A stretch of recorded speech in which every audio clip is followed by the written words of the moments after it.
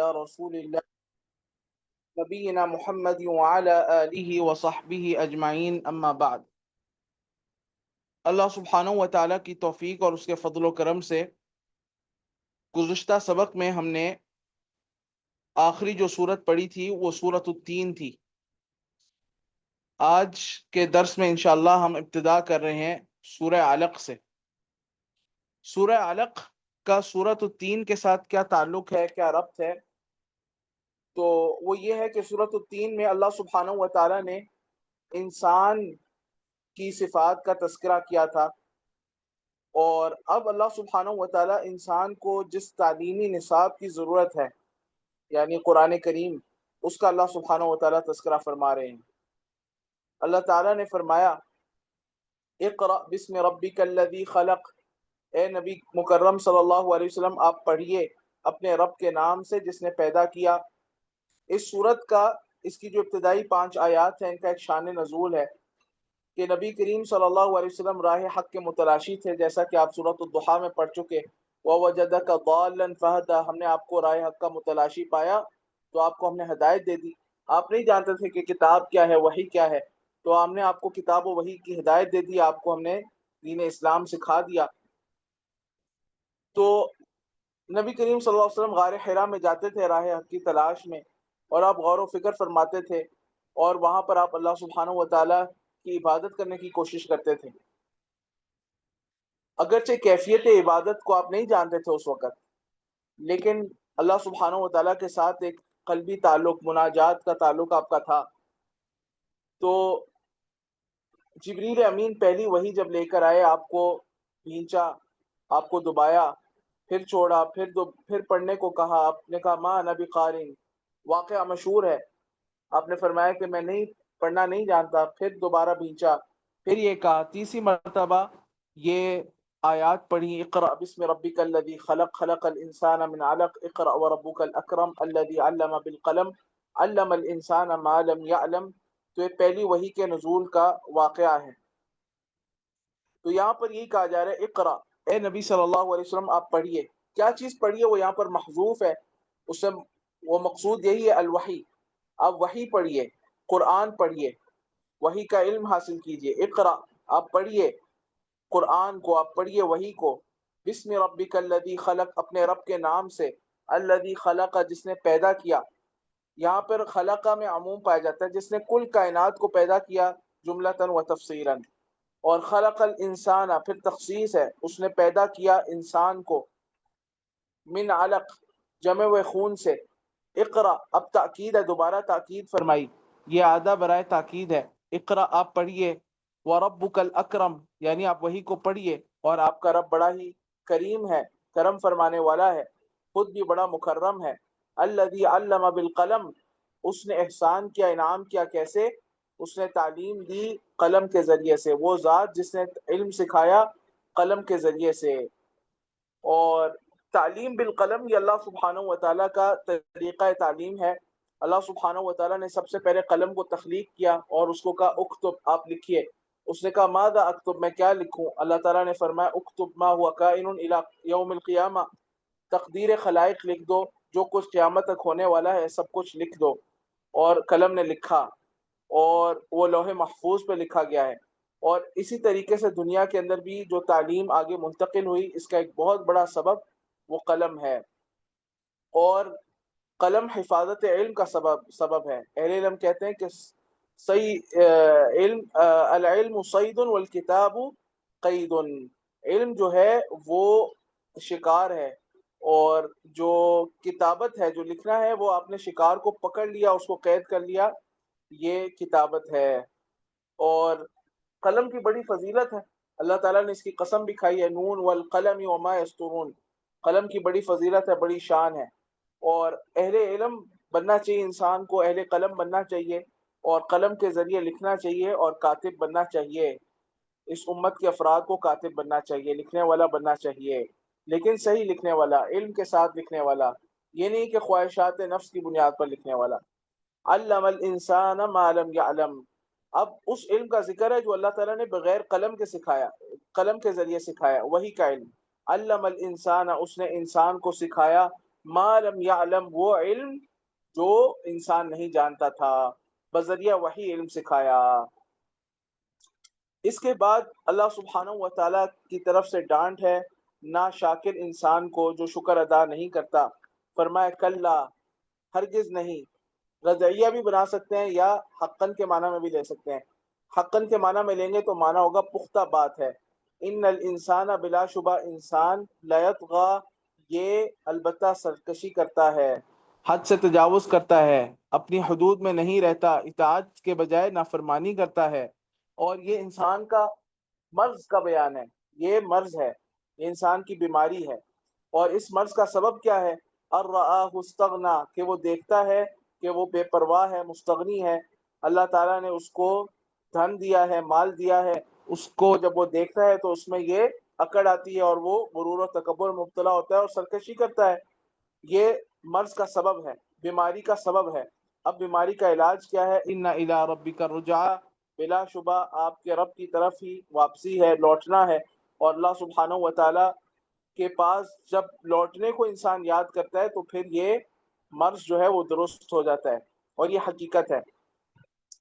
اور یہ دھمکی بھی ہے، ان الانسان لیطغی ان رآہ استغنی ان الی ربک الرجعی، تمہارے رب کی طرف ہی واپس لوٹنا ہے، پھر وہ دیکھ لے گا، اس طغیانی کا انجام وہاں نکل آئے گا۔ والعیاذ باللہ من ذلک۔ اس کے بعد ڈانٹ ہے اللہ سبحانہ و تعالیٰ کی طرف سے۔ اللہ تعالیٰ نے فرمایا ہے اس کے بعد کہ ارأیت الذی ینہا، اب یہ خاص ڈانٹ ہے اور یہ ابو جہل کو ہے۔ ابو جہل نبی مکرم صلی اللہ علیہ وسلم کو کعبہ میں، مسجد حرام میں نماز پڑھنے سے روکتا تھا، اور نماز پڑھنے سے روکتا ہی نہیں تھا بلکہ جب آپ نے منع کیا کہ مجھے ایسا کیوں روکتے ہو، ایک دفعہ آپ نے سختی سے جواب دیا تو آپ کو مارنے کے لیے آپ کی طرف بھاگا، لیکن پھر ایک دم سے خود ہی پیچھے ہٹ رہا ہے۔ اس کے ہم مجلس لوگوں نے دیکھا کہ خود ہی پیچھے ہٹ رہا ہے، تو اس سے پوچھا ان لوگوں نے کہ کیوں پیچھے ہٹے، تو اس نے کہا کہ میں نے آگ دیکھی ہے اور میں نے پروں والے دیکھے ہیں۔ والعیاذ باللہ من ذلک، اس نے فرشتے دیکھے تھے جو اس کو پکڑنے کے لیے آئے تھے۔ اگر وہ آپ صلی اللہ علیہ وسلم کے اوپر حملہ آور ہوتا تو اس سے پہلے فرشتے اس کو دبوچ لیتے اور اس کو عبرت کا نشان بناتے۔ اور اللہ سبحانہ و تعالیٰ نے یہی بات یہاں پہ ذکر فرمائی کہ ارأیت الذی ینہا، تعجب، قابل تعجب باتیں ہیں۔ اب ہر ارأیتا پر ایک قابل تعجب بات ہوگی۔ ارأیتا، بھلا بتاؤ تو صحیح، ارأیت الذی ینہا، بھلا بتا تو صحیح، الذی ینہا، وہ شخص جو روکتا ہے، وہ شخص جو روکتا ہے، عبدن، ایک بندے کو، یعنی محمد کریم کو صلی اللہ علیہ وسلم، اذا صلی، جب وہ نماز پڑھتا ہے۔ یعنی کتنی تعجب کی بات ہے، محمد کریم کوئی کعبہ کے اندر، میرے گھر کے اندر کوئی بری حرکت نہیں کر رہے، میری نماز پڑھے، میری عبادت کر رہے ہیں، تو عبادت کرنے سے روکتا ہے۔ حالانکہ مشرکین کو عبادت، اللہ کی عبادت پہ کوئی اعتراض نہیں تھا، مشرکین کو اعتراض تھا کہ ہمارے معبودوں کی عبادت نہیں کرتا، تو اللہ کی عبادت سے روکتا ہے۔ یہ بڑی قابل تعجب بات ہے۔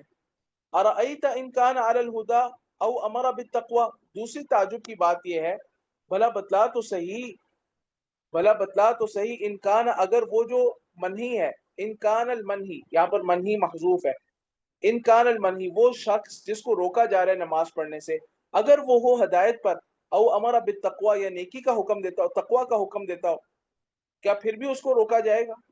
یعنی وہ شخص بھی کوئی قابل مذمت نہیں ہے، وہ شخص بھی اچھائی کا حکم دیتا ہے بھی ہدایت پر، پھر بھی اس کو روک رہا ہے، بڑی قابل تعجب بات ہے۔ اور تیسری وجہ تعجب یہ ہے کہ ارأیت ان کذب وتولی، ارأیت، بھلا بتا تو صحیح، اگر اس نے جھٹلایا اور روگردانی کی۔ یہ جو روکنے والا شخص ہے، روکنے والا شخص جو روک رہا ہے، اس کی وصف بیان ہو رہا ہے کہ وہ جو روکنے والا شخص ہے وہ ہے ہی جھوٹا اور اعراض کرنے والا آدمی، یعنی خود وہ جھوٹا ہے، خود اعراض کرنے والا ہے، اور محمد کریم کو، ایک عظیم شخص کو، اللہ کی عبادت کرنے سے روک رہا ہے۔ کتنا قابل تعجب اس کا عمل ہے۔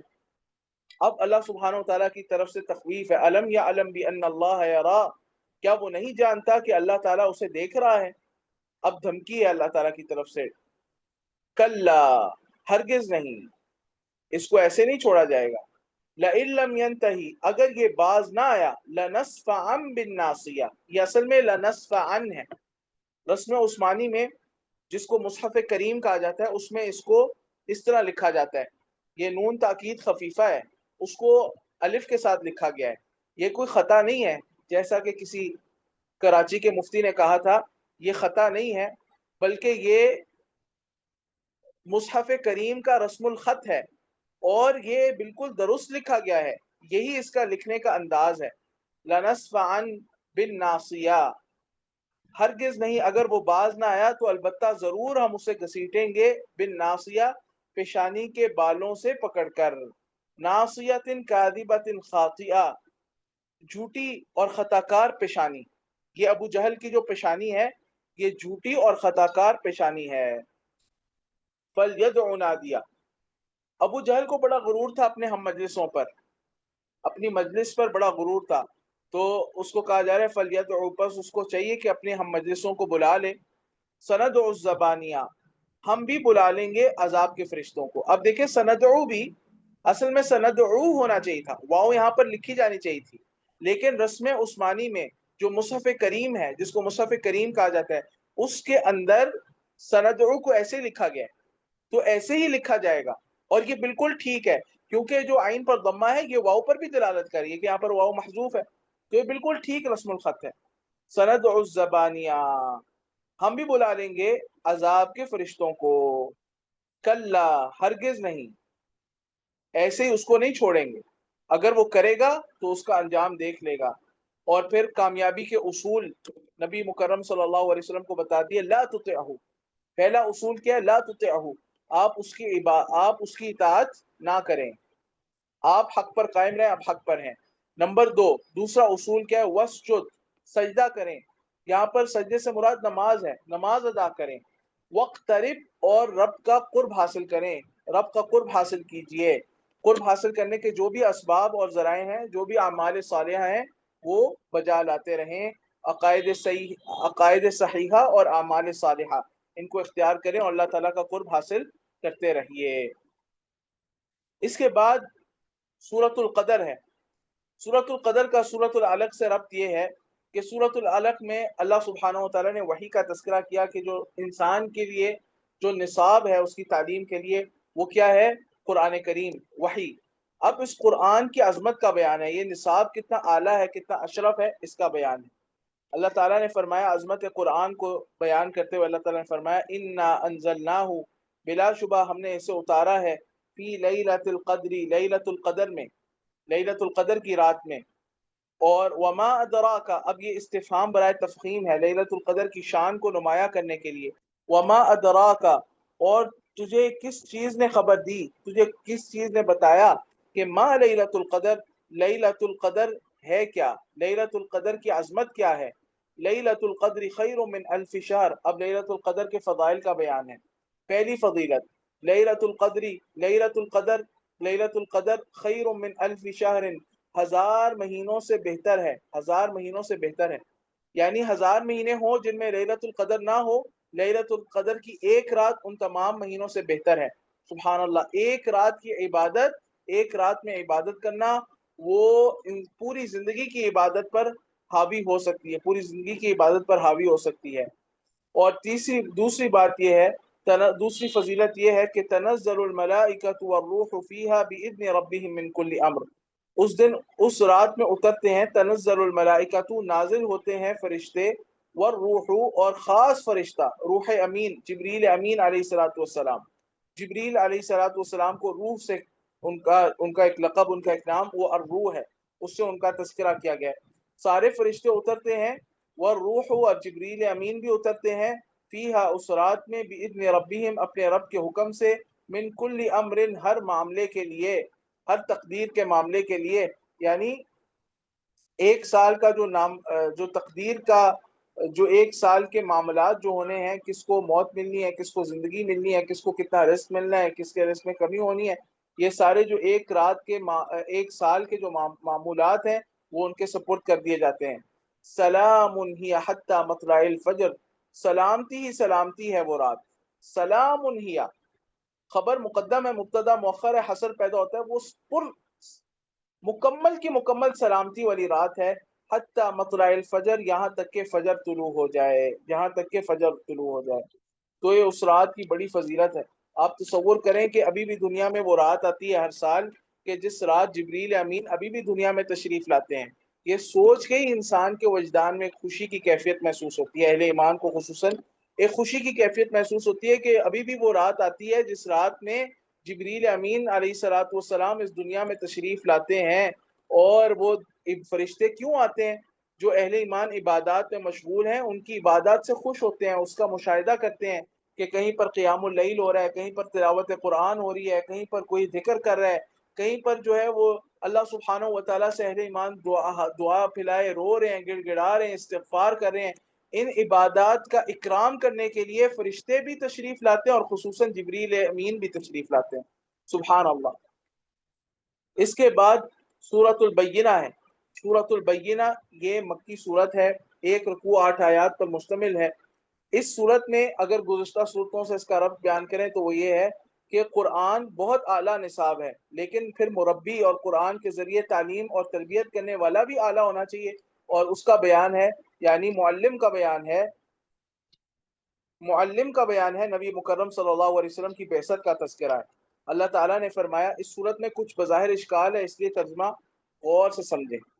اللہ تعالیٰ نے فرمایا کہ لم یکن الذین کفروا من اہل الکتاب والمشرکین منفکین حتی تأتیہم البینہ، نہ تھے وہ لوگ جنہوں نے کفر کیا، یعنی کافر، من اہل الکتابی، اہل کتاب میں سے، اور مشرکین میں سے، والمشرکین، اور مشرکین میں سے، منفکین، جدا ہونے والے، کس سے جدا ہونے والے؟ ان کفرہم، اپنے کفر سے، یعنی باز آنے والے اپنے کفر سے، حتی تأتیہم البینہ، یہاں تک کہ ان کے پاس آ جاتی البینہ، واضح دلیل، قوی دلیل۔ اور وہ قوی دلیل کیا ہے؟ رسول من اللہ، ایک رسول من اللہ، اللہ کی طرف سے، یتلو، جو پڑھتا ان پر، صحفا مطہرہ، پاکیزہ صحیفے، پاکیزہ اوراق، فیہا کتب قیمہ، ان صحیفوں میں ہوتے کتب قیمہ، کتب بمعنی احکام ہے، کتب بمعنی احکام ہے، احکام، مضامین، قیمہ مضبوط، انتہائی عدل و انصاف اور سچائی پر مبنی، ان میں مضامین اور احکام ہوتے ہیں، یعنی ان میں ایسی خبریں ہوتی ہیں جو سچی ہوتی، ایسے احکام ہوتے ہیں جو عین عدل و انصاف پر مبنی ہوتے ہیں۔ اب کیا ہے؟ اب اس بات کو تھوڑا سا سمجھیں۔ مشرکین کا کفر اور یہود و نصارہ اہل کتاب کا کفر آپ صلی اللہ علیہ وسلم کی بعثت سے پہلے اس حد تک بڑھ چکا تھا کہ کوئی عام مبلغ سے کام نہیں چل سکتا تھا، ایک عظیم رسول کا بھیجا جانا ضروری تھا۔ اس آیت کو آپ عنوان دے سکتے ہیں یہاں تک کسی کو، ضرورت بعثت رسول، یا ضرورت بعثت محمدیہ، نبی کریم صلی اللہ علیہ وسلم کے بھیجے جانے کی ضرورت کیا تھی؟ ضرورت یہ تھی کہ یہود و نصارہ اور مشرکین کا کفر اور اس کائنات میں موجود لوگوں کا کفر اس حد تک بڑھ چکا تھا کہ وہ اپنے کفر سے باز نہیں آ سکتے تھے، یہاں تک کہ کوئی ایک عظیم رسول نہ آ جاتا جو ان پر ایک عظیم کتاب، صحف مطہرہ، پاکیزہ اوراق، قرآن کریم کے اوراق کی تلاوت نہ کرتا، ان کو اس کی تعلیم نہ دیتا، جس کے احکام، جس کتاب کے ایسے احکام ہیں جو کہ جس کی خبریں سچی ہیں اور احکام عدل پر مبنی ہیں، ایسی کتاب لے کر ایک عظیم رسول نہ آ جاتا۔ اچھا، یہ بالکل ایسے ہی ہے، مثال میں آپ کو سمجھاتا ہوں۔ ہم یہ کہتے ہیں کہ فلاں بندے کا مرض اتنا بڑھ چکا ہے کہ کسی معمولی ڈاکٹر سے اس کا علاج نہیں ہونا، اس کے لیے کوئی انتہائی بڑا اسپیشلسٹ جو ہے نا اس کی ضرورت ہے۔ لیکن فرض کر لیں وہ اسپیشلسٹ بھی آ جاتا ہے، وہ اسپیشلسٹ کہتا ہے یہ آپ کا علاج ہے، اس سے آپ کا علاج ہوگا، وہ بندہ علاج ہی نہیں کرانا چاہتا، کیا اس کا علاج ہو جائے گا؟ پھر بھی نہیں ہوگا۔ یعنی صحیح علاج مل گیا ہے، تجویز ہو گیا ہے، پھر بھی اس نے اپنا علاج نہیں کیا۔ یعنی مشرکین اور یہود و نصارہ کو صحیح علاج تجویز ہو گیا جب نبی مکرم صلی اللہ علیہ وسلم اس قرآن کو لے کر مبعوث ہو گئے، لیکن پھر بھی ان میں سے اکثریت کا علاج نہیں ہوا۔ کیوں؟ اللہ تعالیٰ نے وہ بات ذکر کی، آگے اس بات کا بیان ہے، وَمَا تَفَرَّقَ، اور نہیں متفرق ہوئے، الَّذِينَ أُوتُوا الْكِتَابَ، وہ لوگ جن کو دی گئی کتاب، الا من بعد ما جاءتهم البینہ، مگر یہ کہ ان کے پاس واضح دلائل آ گئے اس کے بعد، واضح دلائل کے آ جانے کے بعد، یعنی نبی مکرم صلی اللہ علیہ وسلم کی بعثت کے بعد بھی انہوں نے اپنا علاج نہیں کیا، کم تھے جو ان میں سے ٹھیک ہوئے، خصوصاً یہود میں تو بہت کم تھے۔ وما امروا، اور نہیں ان کو حکم دیا گیا تھا، الا لیعبدوا اللہ، مگر یہ کہ وہ عبادت کریں اللہ تعالیٰ کی، مخلصین خالص کرتے ہوئے، لہ الدین اس کے لیے، الدین دین کو، بندگی کو، حنفاء اس حال میں کہ وہ حنفاء ہوں، یکسو ہوں۔ حنیف وہ آدمی ہوتا ہے جو کہ اللہ تعالیٰ کی طرف خوب مائل ہونے والا ہو، اتنا مائل ہونے والا ہو کہ غیر اللہ سے بیزار ہو جائے۔ عموماً حنیف کا معنی ہے کیا کہا جاتا ہے؟ غیر اللہ سے بیزار، تو پھر اللہ تعالیٰ کی طرف مائل نہیں، حنیف کا مطلب ہے اللہ تعالیٰ کی طرف وہ اتنا یکسو ہو جائے کہ غیر اللہ سے بالکل مائل ہو جائے، شرک سے براءت کر دے۔ حنفاء یکسو ہو کر، ویقیم الصلاۃ اور وہ نماز قائم کریں، ویؤتوا الزکاۃ اور وہ زکوٰۃ ادا کریں، وذالک دین القیمہ اور یہی دین سیدھا ہے، اور یہی سیدھا دین ہے، دین القیمہ مضبوط دین، سیدھا دین، درست دین، محکم دین۔ اس کے بعد کفار کا انجام ہے۔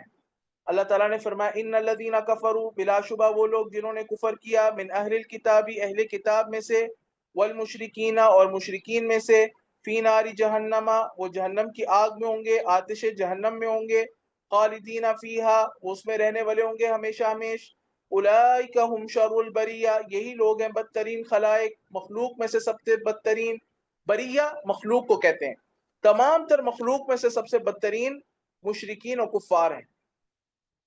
ہمارے لوگ ان کی بڑی تعریفیں کرتے ہیں، ان کے بعض ظاہری جو احوال ہیں ان کو دیکھ کر وہ ہمارے لوگ ان کی بڑی تعریفیں کرتے ہیں، یہ تعریف کرنا درست نہیں ہے، ان کی اس طرح تعریفیں کرنا علی الاطلاق یہ درست نہیں ہے، بلکہ یہ بدترین مخلوق ہے، شر البریہ ہے، یہ ہمارا عقیدہ ہے۔ یہ امریکہ کے کفار ہوں، فرانس کے کفار ہوں، اور بڑے سے بڑے اقوام عالم کے کفار ہوں، ان کے ظاہری ان کے ملکی سٹرکچرز کو دیکھ کر ان کی تعریفیں کرنا، رالیں ٹپکانا، ان کی دولت دیکھ کر اور ان کی طرف رغبت رکھنا، یہ منافقین کا طریقہ ہے، مسلمانوں کا طریقہ نہیں ہے۔ اسلام نے ہمیں کہا ہے کہ اولئک ہم شر البریہ، یہ مخلوقات میں سے سب سے بدترین لوگ ہیں، بدترین۔ یہ جو چوپائے ہیں، یہ جو درندے ہیں، جو بھیڑیا ہے، جو کتا ہے، جو شیر ہے، جو خنزیر ہے، وہ ان سے بہت بہتر ہیں، وہ ان سے بہت بہتر ہیں، یہ ان سے بھی بدتر ہیں، اولئک ہم شر البریہ۔ ان الذین آمنوا، اب مومنین کا انجام ہے، ان الذین آمنوا بلا شبہ وہ لوگ جو ایمان لائے، وعملوا الصالحات اور انہوں نے نیک عمل کیے، اولئک ہم خیر البریہ یہ مخلوقات میں سے سب سے بہترین لوگ ہیں، سب سے بہترین۔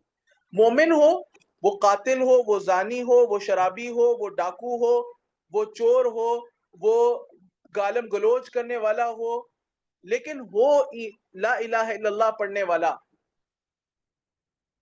یہ ایسے کافر سے بہتر ہے جس نے اپنی کل دولت خدمت خلق کے لیے صرف کر دی۔ ایک مومن ہو، وہ چور ہو، وہ زانی ہو، وہ ڈاکو ہو، وہ شرابی ہو، وہ اس میں ہر گناہ پایا جاتا ہو، کبائر کے اندر وہ گھرا ہوا ہو، لیکن اس کے اندر ایمان ایک نقطے کے برابر ایمان باقی ہو، اس ایمان کی اتنی قیمت ہے کہ یہ اس کافر سے بہتر ہے جس نے اپنی کل سرمایہ خدمت خلق کے لیے وقف کر دیا۔ اللہ تعالیٰ نے فرمایا جزاؤہم عند ربہم، ان کا بدلہ ان کے رب کے نزدیک کیا ہے؟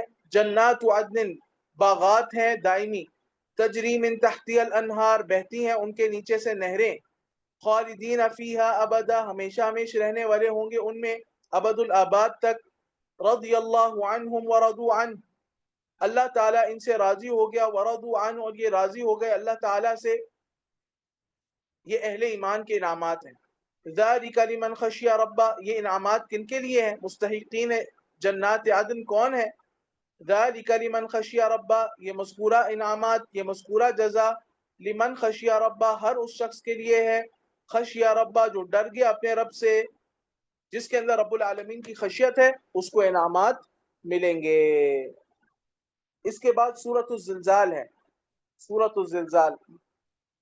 اللہ سبحانہ و تعالیٰ نے ارشاد فرمایا اس کے اندر احوال قیامت کا بیان ہے نفخہ ثانیہ کے بعد، دوسری دفعہ جب سور میں پھونکا جائے گا اس کے بعد جو قیامت میں احوال ہوں گے ان کا بیان ہے۔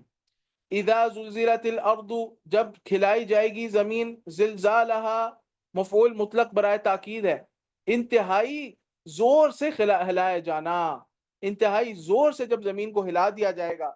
وَأَخْرَجَتِ الْأَرْضُ، اور نکال دے گی زمین، اثقالها اپنے بوجھ، مردے جو زمین میں مدفون ہے وہ بھی نکل آئیں گے اور زمین کے سارے خزانے بھی نکل آئیں گے۔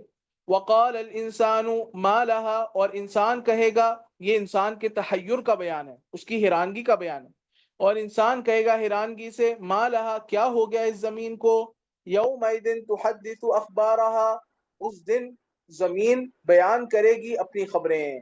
یہ شہادت عرض کا بیان ہے، زمین قیامت میں رب العالمین کے روبرو حساب کے موقع پر گواہیاں پیش کرے گی کہ میری پشت پر یہ لوگ یہ اور یہ اور یہ کرتے رہے، نیکیاں بھی بتائے گی برائیاں بھی بتائے گی۔ ابھی ہم قرآن کا درس کر رہے ہیں، زمین گواہی دے گی کہ قرآن پڑھ رہے تھے۔ یومئذ تحدث اخبارها بان ربک اوحی لها، اس لیے کہ اس کے رب نے اس کو وحی کی ہوگی اس بات کی، اللہ تعالیٰ اس کو الہام کرے گا، اس کو صلاحیت دے گا بولنے کی، وہ بولے گی۔ یومئذ یصدر الناس اشتاتا لیروا اعمالهم، اس دن لوگ لوٹیں گے اشتاتن جدا جدا ہوئے، متفرق طور پر الگ الگ ہو کر، لیروا اعمالهم تاکہ وہ دیکھیں اپنے اعمال کا حساب، اپنے اعمال کی جزا، اپنے عملوں کی جزا۔ اگر یسدرو کا معنی دو طرح ہو سکتا ہے، اگر یسدرو کا معنی یرجعو کریں، اس دن لوگ لوٹیں گے، یعنی جب لوگ حساب سے لوٹیں گے تو الگ الگ ہو کر لوٹیں گے، یہ جنتی لوگ ہیں، یہ جہنمی لوگ ہیں، یہ جنت کے اس درجے میں جانے والے لوگ ہیں، اس درجے میں جانے والے لوگ ہیں، یہ جہنم کے سب سے نچلے درجے میں جانے والے لوگ ہیں، لوگ الگ الگ ہو کر لوٹیں گے۔ کیوں لوٹیں گے؟ لیوروا اعمالهم، تاکہ اپنے عملوں کو دیکھیں۔ تو پھر یہاں پر حذف محذوف ہے، مضاف محذوف ہے، اور وہ کیا ہے؟ جزاء اعمالهم، تاکہ لوگ دیکھیں گے اپنے عملوں کا بدلہ، اپنے اپنے عملوں کا بدلہ۔ جنتی لوگ جنت کو دیکھیں گے، جہنمی لوگ جہنم کو دیکھیں گے، والعیاذ باللہ۔ یا پھر یسدرو کا معنی اگر آپ آئیں کے معنی میں کر لیں، یومئذ یصدر الناس، جس دن آئیں گے لوگ یعنی حساب کے لیے، اشتاتن تو جدا جدا ہو کر آئیں گے، لیوروا اعمالهم تاکہ وہ دیکھیں اپنے عملوں کو، یعنی اس کا حساب دیکھیں، حساب اعمالهم۔ فمن يعمل مثقال ذرة خيرا يرى، پر جس نے کیا ذرہ برابر، ذرہ چھوٹی لال رنگ کی چھوٹی چونٹی کو کہا جاتا ہے، عربی لغت میں اس کی تفسیر معروف ہے۔ فمن يعمل مثقال ذرة خيرا يرى، پس جس نے کیا ذرہ برابر خیر کا عمل تو اس کو دیکھ لے گا۔ ومن يعمل مثقال ذرة شرا يرى، اور جس نے کیا ذرہ برابر شر کا عمل، برائی کا عمل، یراہ تو وہ بھی اسے دیکھ لے گا۔ والعیاذ باللہ من ذلک، اللہ تعالی ہمیں نیکیاں دکھائے، برائی کے شر سے بچائے۔ اس کے بعد سورہ عادیات ہے۔ سورہ عادیات میں تخویف کے بعد زجر ہے، پچھلی آیت میں ڈراوا، کسی صورت میں ڈراوا تھا، اس میں ڈانٹ ہے، انسان کے مرض کا بیان ہے، پھر اس مرض کے سبب کا بیان ہے، اور پھر اس کے علاج کا بھی بیان ہے۔ اللہ تعالیٰ نے اس میں گھوڑوں کی قسمیں کھائیں اور لڑائی والے گھوڑوں کی قسمیں ہیں۔ اللہ تعالیٰ فرماتا ہے والعادیاتی، قسم ہے سرپٹ دوڑنے والے گھوڑوں کی، الخیل العادیات، سرپٹ دوڑنے والے گھوڑے، ضبحن ہامتے ہوئے، جب گھوڑا دوڑتا ہے تو گھوڑنے کی وجہ سے اس سے آواز آتی ہے، ہک ہک ہک، یہ جو آواز آتی ہے اس آواز کو ضبح الخیل کہتے ہیں، ضبح الفرس کہتے ہیں، تو اس کا یہاں پہ ذکر ہے۔ فالموریات قدحا، پھر آگ نکالنے والوں کی ٹاپ مار کر، قدحا جب وہ ٹھوکر مارتے ہیں ان کی کھر لگتی ہے ہاں پتھریلی زمین سے، تو وہاں سے پھر آگ نکلتی ہے، چنگاریاں نکلتی ہیں۔ فالمغیرات صبحا، پس حملہ کرنے والے ہیں صبح کے وقت میں، صبح کے وقت وہ دشمنوں پر حملہ کرتے ہیں ہاں فجر کے وقت میں۔ فأثرن به نقعا، پس وہ اڑاتے ہیں اس وقت غبار، غبار یعنی کہ صبح کے وقت میں غبار تو بیٹھی ہوتی ہے بلکہ جمی ہوتی ہے، لیکن جب یہ حملہ کرتے ہیں تو غبار اڑا دیتے ہیں۔ فوسطن به جمعا، پس پھر وہ درمیان میں گھس جاتے ہیں، بھی اس وقت میں، جمعا اکٹ کے، دشمن کی جماعت کے، یعنی گھڑ سوار کو لے کر اس وقت وہ دشمن کی جماعت میں گھس جاتے ہیں. یعنی یہ جو گھوڑے ہیں یہ اپنے آقا کی کیسی اطاعت کرتے ہیں کہ اس کے کہنے پر اپنی جان کی پرواہ کیے بغیر سرپٹ دوڑتے ہیں، پتھریلی زمینوں پر بھی دوڑتے ہیں، آگوں کی چنگاریاں بلند کر رہے ہوتے ہیں اور دشمن کی جماعت میں گھس جاتے ہیں، اس پر حملہ آور ہوتے ہیں اور اپنے سوار کو عین دشمن کے اکٹ کے بیچ میں لے جا پہنچتے ہیں. اپنی جان کی کوئی پرواہ نہیں کرتے، قربانی دیتے ہیں. لیکن انسان اس کے مقابلے میں بڑا ناشکر ہے. انسان کا بھی ایک آقا ہے، اس کا بھی ایک رب ہے، لیکن وہ اپنے رب کی اطاعت نہیں کرتا. گھوڑے سے ہی سبق سیکھ لے. اب یہ ساری قسمیں اللہ تعالیٰ نے کھائیں. اب اس کا جواب کیا ہے؟ فَإِنَّ الْإِنسَانَ لِرَبِّهِ لَكَنُودٌ، بلا شبہ انسان اپنے رب کے لیے البتہ بڑا ہی ناشکرا ہے. کنود یہ اسم مبالغہ کا صیغہ ہے، یعنی کہ بڑا ناشکرا ہے، انتہائی درجے کا ناشکرا ہے. یہ انسان کا مرض ہے. اور اس مرض کی وجہ کیا ہے؟ اچھا، اس مرض پر انسان خود گواہ ہے. وَإِنَّهُ عَلَى ذَلِكَ لَشَهِيدٌ، اور بلا شبہ انسان اس بات پر البتہ گواہ ہے، یعنی خود اس کا اقراری ہے. انسان خود اس کا اقرار کرتا ہے. اب اس مرض کے سبب کیا ہے، اس کی وجہ کیا ہے؟ فرمایا وَإِنَّهُ لِحُبِّ الْخَيْرِ لَشَدِيدٌ، اس کی وجہ حب مال ہے، مال کی محبت ہے. بلا شبہ انسان لحب الخیر، مال کی محبت میں، لشدید البتہ بڑا شدید ہے. الخیر سے یہاں پہ مراد مال ہے. اب اس کا علاج کیا ہے؟ اس کا علاج ہے آخرت کی تیاری، آخرت کو یاد کرنا. اس لیے آخرت کا تذکرہ ہے. افلا یعلم، کیا وہ نہیں جانتا، اذا بعثر، جب وہ باہر نکال دیا جائے گا، ما اذا بعثر، جب باہر نکال دیا جائے گا، ما فی القبور، ہر اس چیز کو جو قبروں میں ہے، یعنی جب مردوں کو قبروں سے اٹھا دیا جائے گا. وحصل ما فی الصدور، اور ظاہر کر دیا جائے گا، ما فی الصدور، جو سینوں میں ہے، جو کچھ سینوں میں ہے. عمل کے پیچھے جو نیات ہیں اللہ تعالیٰ ان کو بھی نکال کر ظاہر کر دے گا. ان ربهم بهم یومئذ لخبیر، بلا شبہ ان کا رب ان کے متعلق یومئذ، اس دن، لخبیر، البتہ خوب باخبر ہوگا. اللہ سبحانہ وتعالیٰ تو آج بھی باخبر ہے، لیکن اس وقت اللہ سبحانہ وتعالیٰ باخبر ہوگا. اللہ سبحانہ وتعالیٰ آج بھی باخبر ہے، لیکن جو ناشاکر انسان ہے، ناشاکر انسان، وہ اس بات کو نہیں مانتا. اگر وہ مان لے کہ اللہ تعالیٰ آج بھی باخبر ہے تو ناشاکر انسان اپنی اصلاح کر لے، اللہ تعالیٰ کا شکر ادا کرنے لگے. اس کے بعد سورۃ القاریہ ہے. سورۃ القاریہ مکی سورت ہے، 1 رکوع اور 11 آیات ہیں. اس میں بھی اللہ سبحانہ وتعالیٰ نے قیامت کی ہولناکیوں کا تذکرہ کیا. اللہ تعالیٰ نے فرمایا القاریہ، قسم ہے القاریہ، کھٹکھٹانے والی، کھڑکھڑانے والی. مل قاریہ، کیا ہے کھڑکھڑانے والی. وما ادراک مل قاریہ، اور کس چیز نے خبر دی آپ کو کہ کیا ہے کھڑکھڑانے والی. اس سے مراد قیامت ہے، قیامت کا تذکرہ ہے کہ قیامت قاریہ ہے. قاریہ کھڑکھڑا دینے والی. جب کوئی چیز آپ بیٹھے ہوں اور زور سے دروازے پر دستخط ہو، زور سے، تو انسان کا دل بھی کام جاتا ہے اور اس کا جسم بھی ہل جاتا ہے. تو قیامت جب آئے گی تو بہت بڑا اس کی بہت بڑی چیخ ہوگی، بہت بڑی آواز ہوگی. تو انسان جو ہے وہ کپ کپا جائے گا اس کی وجہ سے.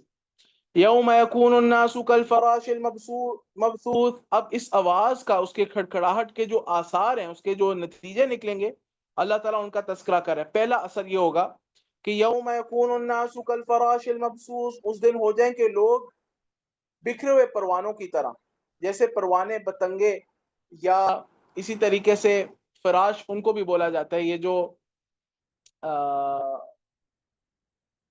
ایک حشرات الارض میں سے ٹڈی، ایک ٹڈی ہوتی ہے بالکل ہلکی سی، ہے نا، اس کو بھی بولتے ہیں فراش، فراش. تو ان کی طرح ہو جائیں گے، بکھری ہوئی جیسے وہ ہوتی ہیں ویسے ہو جائیں گے. وَتَكُونُ، اور دوسرا اثر وَتَكُونُ الْجِبَالُ كَالْعِهْنِ الْمَنْفُوشِ، اور ہو جائیں گے پہاڑ جیسے رنگین اون دھنکی ہوئی. ہمارے ہاں اون نہیں دھنی جاتی، ہمارے ہاں جو ہے کپاس دھنی جاتی ہے، عربوں میں اون دھنی جاتی ہے. آپ اس کی ویڈیو وغیرہ دیکھ سکتے ہیں، ایسے ہلکی ہو کر اڑ رہی ہوتی ہے. تو پہاڑ جو ہیں وہ بالکل ہلکے ہو کر اڑ رہے ہوں گے ہوا میں. یہ دوسرا اثر ہے. وَالْعِيَاذُ بِاللَّهِ مِنْ ذَلِكَ. اب جب قیامت قائم ہو جائے گی، اس میں حساب ہوگا، میزان ہوگا.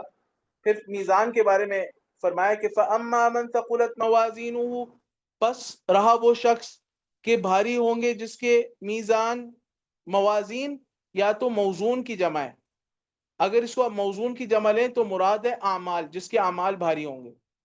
اور اگر موازین میزان کی جمع لیں تو پھر اس سے مقصود یعنی میزان سے مقصود یہ ہے کہ چونکہ اس میں یعنی اس کی جمع کیوں استعمال کی جا رہی ہے؟ ترازو تو ایک ہی ہوگا، حدیث میں اس بات کی صراحت ہے کہ ترازو ایک ہو، یہ تو اجماعی بات ہے کہ ترازو ایک ہوگا، ترازو متعدد نہیں ہوں گے. تو لیکن یہاں پہ موازین کا تذکرہ ہے، جس کے موازین بھاری ہو گئے، جس کے کئی ترازو بھاری ہو گئے. مراد یہ ہے کہ اس میں تولے جانے والی چیزیں متعدد ہوں گی، اس میں انسان بھی تولا جائے گا، انسان کے نامہ اعمال بھی تولے جائیں گے، اور اسی طریقے سے اس کے اندر اعمال کو بھی تولا جائے گا، اعمال کو بھی تولا جائے گا. فَهُوَ فِي عِيشَةٍ رَاضِيَةٍ، پس جس کے ترازو بھاری ہوئے تو وہ پسندیدہ زندگی میں ہوگا، ایسی زندگی میں ہوگا جس میں وہ بھی راضی ہوگا اور خوش ہوگا. وَأَمَّا مَنْ خَفَّتْ مَوَازِينُهُ، اور ہرچہ رہا وہ آدمی جس کے ہلکے ہو گئے موازین، فَأُمُّهُ هَاوِيَةٌ، تو اس کا ٹھکانہ ہاویہ ہے. ہاویہ، جہنم کو ہاویہ اس لیے کہا جاتا ہے، ہاویہ بمعنی مہوا ہے، یعنی گڑھا جس میں گرا دیا جائے. وَلَعِيَاذُ بِاللَّهِ مِنْ ذَلِكَ. پھر فرمایا وَمَا أَدْرَاكَ مَا هِيَ، اور تم کیا جانو کہ وہ کیا ہے، یعنی وہ ہاویہ کیا ہے، وہ کیا ہے؟ نار حامیہ، وہ آتش سوزاں ہے، وہ آتش سوزاں ہے، آگ ہے سخت دہکتی ہوئی، سخت دہکتی ہوئی آگ ہے. اس کے بعد سورۃ التکاثر ہے. اب دیکھیں سورۃ القاریہ میں اللہ تعالیٰ نے فنائے عالم کا بیان کیا کہ عالم فنا ہو جائے گا، جو کچھ اس میں سب کچھ فنا پذیر ہے. تو اس دنیا کا مال و دولت جس میں انسان ایک دوسرے سے آگے بڑھنے کی مقابلے میں انسان غافل ہو جاتا ہے، وہ بھی فنا پذیر ہے. اللہ تعالیٰ نے اس کا تذکرہ کیا کہ اس دنیا کے لیے اپنے آپ کو اللہ سے غافل کیوں کرتے ہو، اس دنیا سے زہد اختیار کرو، اس دنیا سے زہد اختیار کرو. اللہ تعالیٰ نے فرمایا الہاکم التکاثر، تمہیں غافل کر دیا ہے کثرت کی طلب نے، کثرت کی خواہش نے، ایک دوسرے سے زیادہ حاصل کرنے کی خواہش نے تمہیں اللہ تعالیٰ سے غافل کر دیا ہے. اور یہ تو مرض کا بیان ہے کہ تمہارا مرض کیا ہے؟ غفلت، تم غافل ہو. اب اس کے بعد امتداد مرض کا بیان ہے کہ مرض کتنا لمبا رہا، کتنی لمبی مدت تک پھر یہ مرض رہا.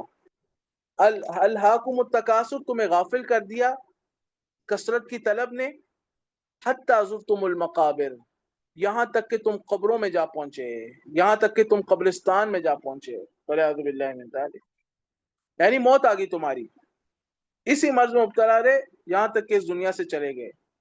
اب اس کا مرض کا علاج ہے. اس مرض کا علاج کیا ہے؟ کلا، ہرگز نہیں، سوف تعلمون، ان قریب تم جان لو گے، یعنی قبر میں جان لو گے. ثم کلا سوف تعلمون، پھر ہرگز نہیں، یا پھر یقیناً سوف تعلمون، ان قریب تم جان لو گے. کلا، ہرگز نہیں، یا یقیناً حقاً کے معنی بھی لے سکتے ہیں کہ پختہ بات ہے. لو تعلمون، کاش تم جانتے ہوتے، یہ لو شرطیہ ہے، کاش تم جانتے ہوتے، علم الیقین، یقینی علم، تمہیں یقینی علم ہوتا. تو پھر اب جو جواب شرط ہے وہ محذوف ہے، لما الہاکم التکاثر، تو تمہیں غافل نہ کرتا کثرت کی طلب، کثرت کی طلب تمہیں اللہ سے، دین سے غافل نہ کرتی. یعنی کاش تمہیں پتا ہوتا، تمہارے پاس حقیقی علم ہوتا، علم الیقین ہوتا، تو پھر تمہیں کثرت کی طلب اللہ تعالیٰ سے غافل نہ کرتی، تم کثرت کی طلب میں پڑھتے ہی نہ، تم دین سے غافل ہوتے ہی نہ. اس کے بعد فرمایا کہ لَتَرَوُنَّ الْجَحِيمَ، یہاں پر قسم محذوف ہے، واللہ، اللہ کی قسم، لَتَرَوُنَّ الْجَحِيمَ، البتہ ضرور تم دیکھو گے جہنم کو. ثم لَتَرَوُنَّهَا، پھر تم البتہ ضرور اسے جہنم کو دیکھو گے، عین الیقین، یقینی طور پر آنکھوں سے دیکھنا، یقین کی آنکھ سے دیکھنا، یعنی اپنی آنکھوں سے اس کو دیکھو گے. ثم لَتُسْأَلُنَّ يَوْمَئِذٍ عَنِ النَّعِيمِ، پھر البتہ ضرور تم سے سوال کیا جائے گا، یومئذ، اس دن، عن النعیم، نعمتوں کے متعلق، ہر نعمت کے متعلق آخرت میں سوال ہونا، ہر نعمت کے متعلق سوال ہونا، حتیٰ کہ جو ہم ٹھنڈا پانی پیتے ہیں اس کے متعلق بھی سوال ہونا. سورۃ العصر ہے. سورۃ العصر میں اللہ سبحانہ و تعالیٰ نے اصول کامیابی بیان کیے ہیں، کامیابی کے اصول بیان کیے، اور کس کو ملے گی اسے بیان کیا. اللہ تعالیٰ نے فرمایا والعصر، بسم اللہ الرحمن الرحیم، والعصر، قسم ہے عصر کی، عصر سے مراد زمانہ بھی لے سکتے ہیں، اور راجح بات یہ کہ عصر سے مراد نماز عصر کا وقت ہے۔ ان الانسان لفی خسر، یہ جواب قسم ہے، البتہ تمام انسان خسارے میں ہے، البتہ خسارے میں، یقیناً تمام انسان البتہ خسارے میں ہے۔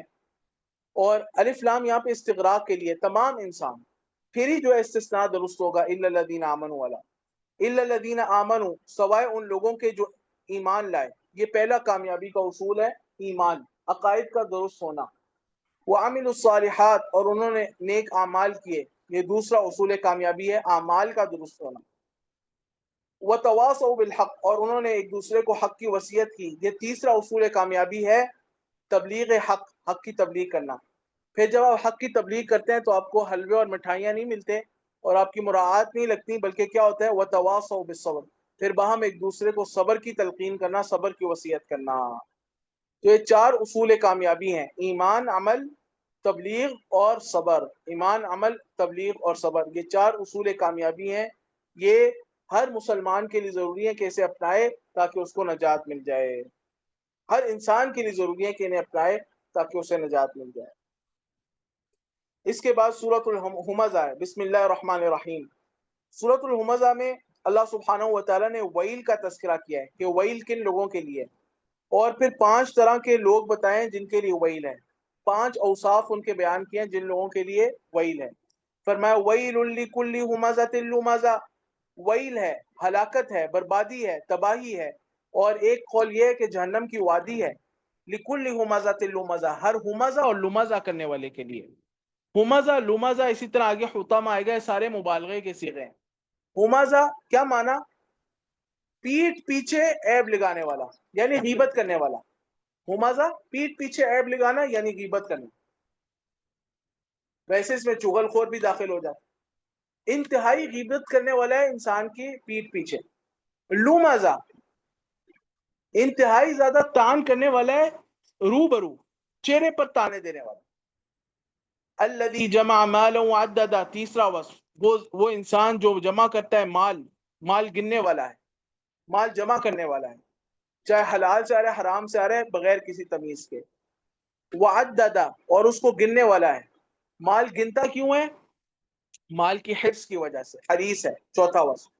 اور 5واں وصف، یحسب ان مالہ اخلدا، وہ گمان کرتا ہے کہ بلا شبہ اس کا مال ہمیشہ زندہ رکھے گا اس کو، یہ اس کا گمان ہے، یعنی مال اس طرح کماتا ہے، مال کے ساتھ تعامل ایسا ہے کہ گویا کہ اس کا گمان یہ ہے کہ اس کا مال اس کو ہمیشہ زندہ رکھے گا۔ یہ 5 اوصاف ہیں ان لوگوں کے لیے جن کے لیے جہنم ہے۔ اس کے بعد فرمایا کلا، ہرگز نہیں، لَيُنبَذَنَّ فِي الْحُطَمَةِ، البتہ وہ ضرور پھینکا جائے گا حطمہ میں۔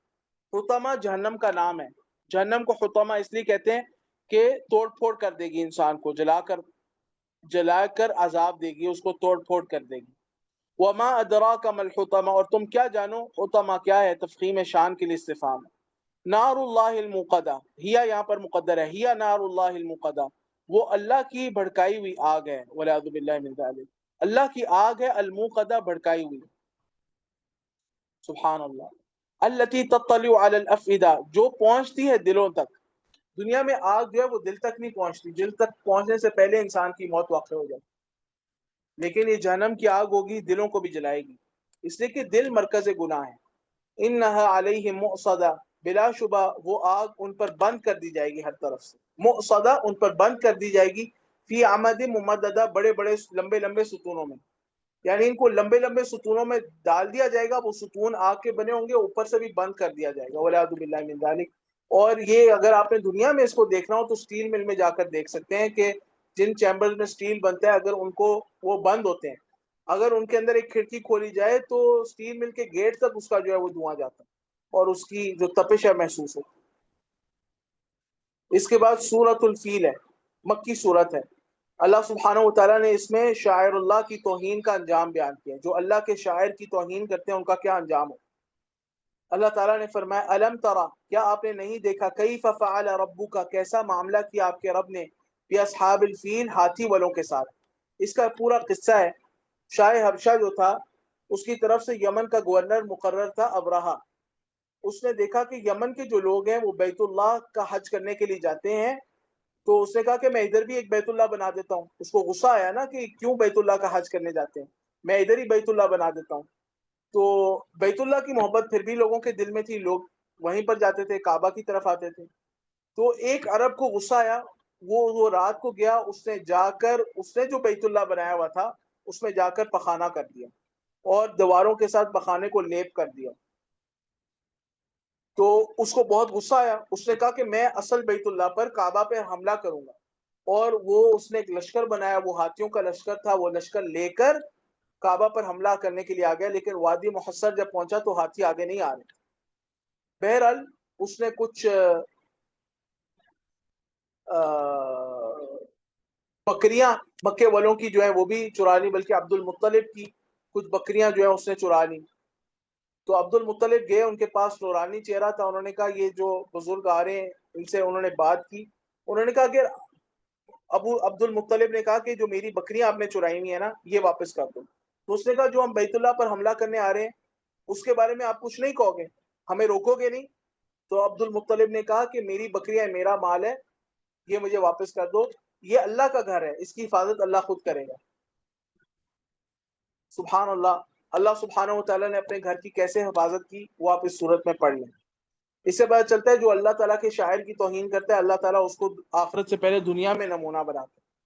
اللہ تعالیٰ نے فرمایا الم ترا, کیا آپ نے نہیں دیکھا؟ یہاں پر رؤیت علمی مراد ہے, اس لیے الم ترا کا معنی کریں گے الم تعلم, کیا آپ نہیں جانتے؟ کیف فعل ربک, کیسا معاملہ کیا آپ کے رب نے بھی اصحاب الفیل, ہاتھی والوں کے ساتھ. اب اس معاملے کا بیان آ رہا ہے, بیان معاملہ.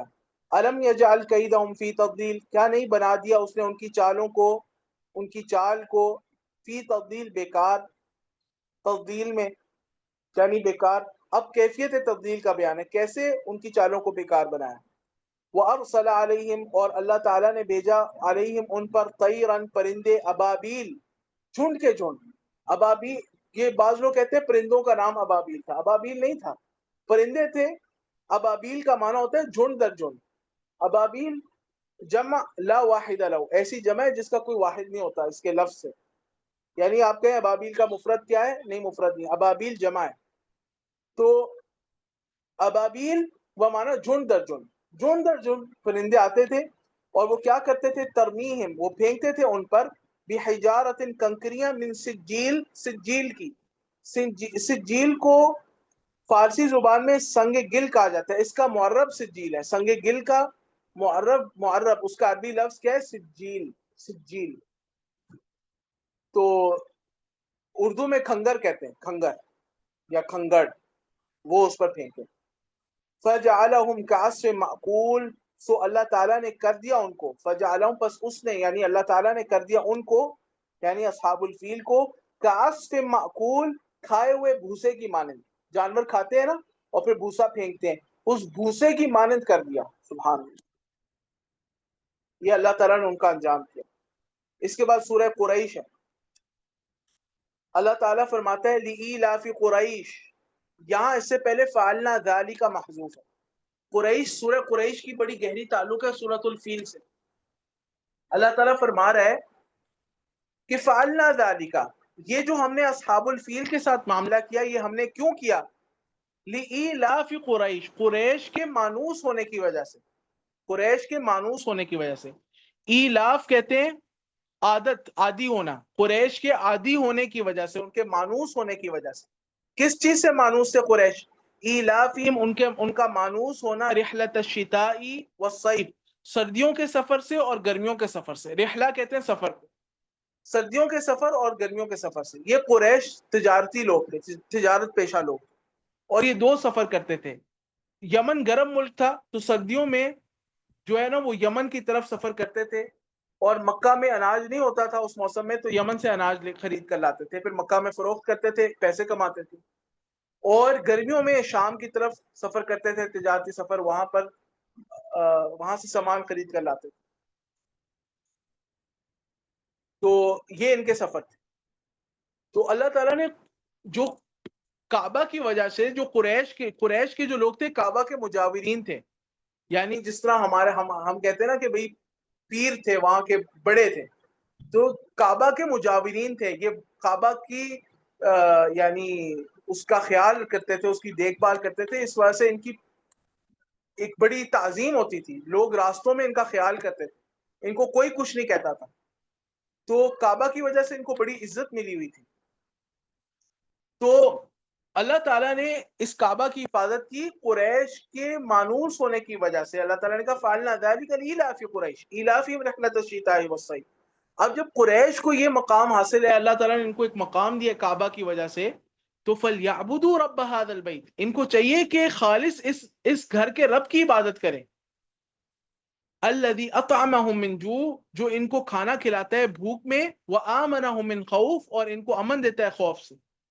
جب راستوں سے لوگوں کو اچک لیا جاتا تھا اور ڈکیتی ہوتی تھی، اور تو قریش کے قافلے امن سے جاتے تھے، اور قریش کی رزق و روزی میں اللہ تعالیٰ نے بڑی برکت رکھی ہوئی تھی۔ مکہ کے اندر ہر طرح کا غلہ اناج جو ہے ان کی بدولت وہ آتا تھا اور موجود تھا۔ اس کے بعد سورۃ الماعون ہے، سورۃ الماعون۔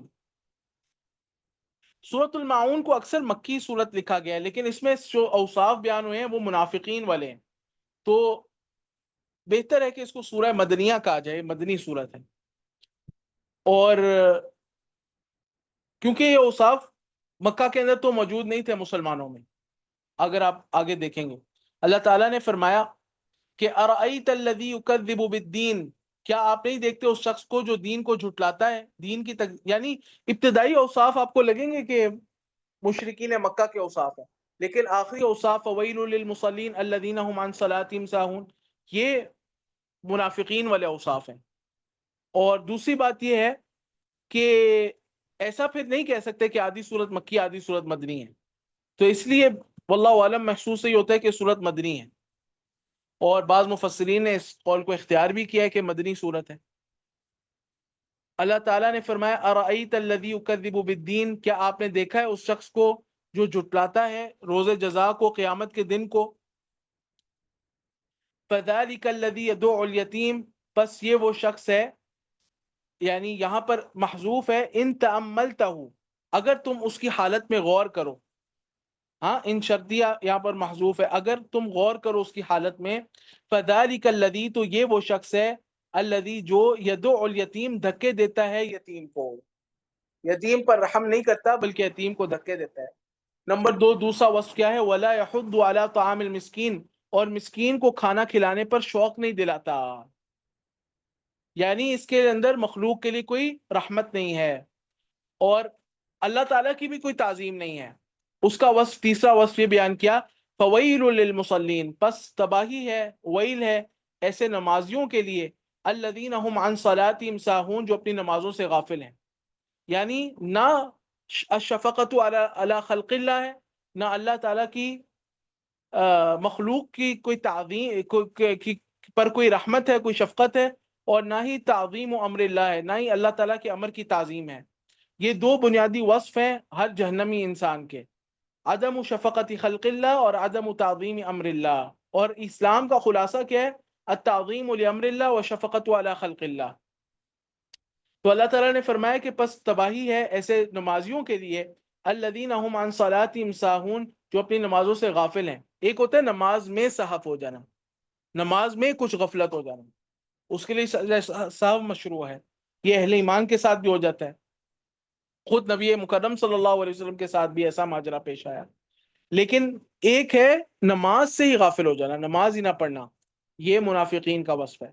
اس کے بعد چوتھا وصف کیا ہے، الذین هم یراؤن، وہ لوگ جو دکھاوا کرتے ہیں، یعنی لوگوں کو دکھاتے ہیں اور دکھاوتاً عمل کرتے ہیں، ریاکاری کے طور پر عمل کرتے ہیں، ان کے اندر اخلاص نہیں ہوتا۔ وَيَمْنَعُونَ الْمَاعُونَ، اور وہ روک لیتے ہیں الماعون، استعمال کی معمولی چیزیں، جو استعمال کی معمولی چیزیں ہوتی ہیں، جیسے مثلا اگر کسی کو ضرورت پڑ جائے اور کوئی وہ آپ سے معمولی چیز بھی مانگ لے، جو آپ کے لیے دینا کوئی مسئلہ نہ ہو، لیکن آپ اسے بھی روک لیں، تو یہ یعنی یہ بخل کی انتہا ہے، یہ عام درجے کا بخل نہیں ہے، یہ انتہائی درجے کا بخل ہے، اور یہ جہنمی لوگوں کے اوصاف میں سے، والعیاذ باللہ من ذلک۔ اس کے بعد سورۃ الکوثر ہے، سورۃ الکوثر مکی سورت ہے، اور اللہ سبحانہ و تعالیٰ نے اس صورت میں نبی کریم صلی اللہ علیہ وسلم کو تسلی بھی دی ہے، آپ کے فضائل بھی بیان کیے ہیں اور آپ کے فرائض بھی بیان کیے۔ تو سب سے پہلے آپ کے فضائل کا تذکرہ ہے۔ اللہ تعالیٰ نے فرمایا انا اعطیناک الکوثر، بلا شبہ ہم نے آپ کو عطا کیا ہے اے نبی مکرم صلی اللہ علیہ وسلم الکوثر۔ کوثر یہ فوعل کے وزن پہ ہے، فوعل کے وزن پہ، اس کا معنی ہے خیر کثیر، الخیر الکثیر۔ اس سے مراد نہر الکوثر نہیں ہے، یہ حوض الکوثر نہیں ہے۔ ہاں اس خیر کثیر کے اندر نہر الکوثر بھی آ جاتی ہے اور ہاں حوض الکوثر بھی آتا ہے۔ ایک نہر کوثر ہے جو جنت میں ہے اور ایک حوض کوثر ہے جو میدان محشر میں ہے، وہ دونوں اس میں آ جاتے ہیں۔ فَصَلِّ لِرَبِّكَ وَانْحَرْ، یہ آپ کے فرائض ہیں، بس آپ نماز پڑھیے اپنے رب کے لیے، وانحر اور قربانی کیجئے۔ یعنی نماز بدنی عبادت ہے اور قربانی یہ مالی عبادت ہے۔ بدنی عبادات اور مالی عبادات یہ دونوں اللہ سبحانہ و تعالیٰ کے لیے ہی کیجئے۔ اور پھر تسلی ہے، آپ صلی اللہ علیہ وسلم کا جب بیٹا ابراہیم فوت ہوا تو لوگوں نے کہا کہ یہ تو ابتر ہے، مشرکین مکہ نے کہا یہ ابتر ہے، یہ اس کی تو دھوم کٹی ہوئی ہے، یعنی مقطوع النسل ہے، اس کی نسل آگے نہیں چلنی، یہ تو ختم ہو جانا ہے، اس کا کوئی نام لینے والا نہیں ہونا۔ تو اللہ تعالیٰ نے فرمایا کہ نہیں، ان شانیہ کا، بلا شبہ جو آپ کا دشمن ہے وہ الابتر، وہی دم کٹا ہے، وہی مقطوع النسل ہے، اس کی نسل آگے نہیں چلنی، اس کا کوئی نام لینے والا نہیں ہونا، لیکن آپ کے روحانی فرزند بے شمار ہونے ہیں اور آپ کا نام ہر وقت بلند ہوتا رہے گا۔ وَرَفَعْنَا لَكَ ذِكْرَكَ۔ اس کے بعد سورۃ الکافرون ہے، مکی سورت ہے، اور اس سورت کا جو موضوع ہے وہ کیا ہے کہ اللہ سبحانہ و تعالیٰ نے داعی توحید کو استقامت کی تلقین کی ہے اور مشرکین سے علی الاعلان برات کا اعلان کرنے کا کہا گیا ہے۔ قل یا ایھا الکافرون، سید الموحدین کا اعلان ہو رہا ہے، موحدین کے سردار محمد رسول اللہ صلی اللہ علیہ وسلم، ان کا اعلان ہے۔ قل، اے نبی صلی اللہ علیہ وسلم آپ کہہ دیجئے، یا ایھا الکافرون، اے کافرو، لا اعبد ما تعبدون، نہیں میں عبادت کرتا اس کی جس کی تم عبادت کرتے ہو، یعنی فی الحال، یہاں پہ لا اعبدو کا مطلب ہے فی الحال، اس وقت، اس وقت لا اعبدو میں نہیں عبادت کر رہا ان معبودان باطلہ کی جن کی تم عبادت کرتے ہو، ولا انتم عابدون ما اعبد، اور نہیں تم عبادت کر رہے اس وقت، اس حال میں ان معبودان اس معبود برحق کی جس کی میں عبادت کرتا ہوں۔ سوال یہ پیدا ہوتا ہے کہ مشرکین تو اللہ کی عبادت کرتے تھے، ساتھ میں شرک کرتے تھے، غیر اللہ کی عبادت بھی کرتے تھے اور اللہ کی عبادت بھی کرتے تھے، تو یہاں پر کہا جا رہا ہے کہ تم اس کی عبادت نہیں کرتے جس کی میں عبادت کرتا ہوں۔ تو یہاں پر محذوف آپ مانیں گے، یعنی صرف کا ترجمہ آپ کو کرنا پڑے گا، یعنی اور تم نہیں عبادت کر رہے اس حال، اس وقت، اس کی، صرف اس کی جس کی میں عبادت کر رہا ہوں۔ اب مستقبل کے بارے میں، ولا انا عابد ولا انا عابد ما عبدتم، اور نہ ہی میں عبادت کر رہا ہوں، میں عبادت کرنے والا ہوں مستقبل میں، ما عبدتم جس کی تم عبادت کرتے ہو، ولا انتم عابدون ما اعبدو، اور نہ ہی تم مستقبل میں عبادت کرنے والے اس کی جس کی میں عبادت کرتا ہوں۔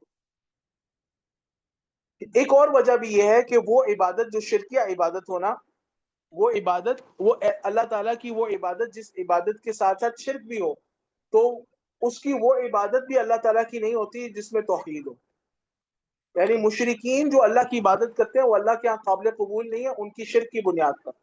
اس لیے اللہ تعالیٰ نے فرمایا وَلَوْ أَنَّهُمْ أَشْرَكُوا وَلَوْ أَنَّهُمْ أَشْرَكُوا لَحَبِطَ عَنْهُمْ مَا كَانُوا يَعْمَلُونَ، اگر وہ لوگ شرک کر لیں تو اللہ تعالیٰ ان کے سارے اعمال کو ضائع کر دے گا۔ یہ اللہ تعالیٰ نے انبیاء اور پیغمبروں کے بارے میں کہا ہے، تو مشرکین مکہ کے تو اعمال بالاولا ضائع ہو جانے والے۔ لَكُمْ دِينُكُمْ وَلِيَ دِينِ، یہ برات کی اصل آیت ہے، لَكُمْ دِينُكُمْ وَلِيَ دِينِ، تمہارے لیے تمہارا دین اور میرے لیے میرا دین، یعنی میرا دین اے مشرکو اور تمہارا دین بالکل جدا ہے، بالکل جدا ہے۔ یہ بات نبی مکرم صلی اللہ علیہ وسلم نے تب کی تھی جب مشرکین آپ کے پاس آئے تھے اور آپ کو آفر دی تھی کہ کچھ دنیا لے لو یا ایسا کر لو کہ کسی عورت سے شادی کرنی ہے اس سے کر لو، یا تمہیں ہم سرداری دے دیتے ہیں وہ کر لو، یا پھر ایسا کر لو کہ 1 سال یا 1 دن کے الفاظ بھی ہیں، تم ہمارے معبودان کی عبادت کر لو، ہمارے معبودان باطلہ کی، اور 1 دن ہم صرف اللہ تعالیٰ کی عبادت کریں گے۔ لیکن نبی صلی اللہ علیہ وسلم نے انکار کر دیا تھا اور برات کا اعلان کیا تھا۔ پھر برات کے بعد اللہ تعالیٰ یہ بتانا چاہ رہا ہے، اس کے بعد سورۃ النصر ہے، اور سورۃ النصر کا ایک دوسرا نام سورہ تودیع ہے، الوداعی سورت ہے۔ نبی مکرم صلی اللہ علیہ وسلم کی وفات کی علامات کا اس سورت میں تذکرہ ہے کہ آپ کا مشن مکمل ہو گیا ہے، اب آپ واپس آ جائیں، آپ کی موت کی طرف اشارہ ہے۔ اور اس کا ربط یہ ہے کہ توحید بیان کر کے برات کر کے مشرکین سے نہ سمجھنا کہ تمہاری مدد نہیں ہوگی، بلکہ اللہ تعالیٰ کی نصرت آئے گی۔ نصرت توحید کی وجہ سے ملتی ہے۔ اللہ تعالیٰ نے فرمایا اذا جاء، جب آ جائے، نصر اللہ، اللہ کی مدد، والفتح، اور فتح یعنی مکہ فتح ہو جائے، ورأیت الناس، اور تم دیکھو کہ لوگ، ورأیت الناس، اور تم دیکھو لوگوں کو، یدخلون، کہ وہ داخل ہو رہے ہیں، فی دین اللہ، اللہ کے دین میں یعنی اسلام میں، افواجا، فوج در فوج۔ یہ علامات ہیں، نصر اللہ کا آنا، فتح مکہ کا ہونا، لوگوں کا اسلام میں فوج در فوج داخل ہونا، یہ 3 علامات آ جائیں تو اے نبی صلی اللہ علیہ وسلم، یہ آپ کی موت کی علامت ہیں، آپ کی وفات کی علامتیں ہیں۔ اب آپ کیا کریں؟ فسبح، پس آپ تسبیح بیان کریں، بحمد ربک، اپنے رب کی حمد کے ساتھ، یعنی سبحان اللہ و بحمدہ کہیں، واستغفرہ، اور استغفار کریں، اور سبحان اللہ و بحمدہ، استغفر اللہ واتوب الیہ، یہ کلمات کہیں۔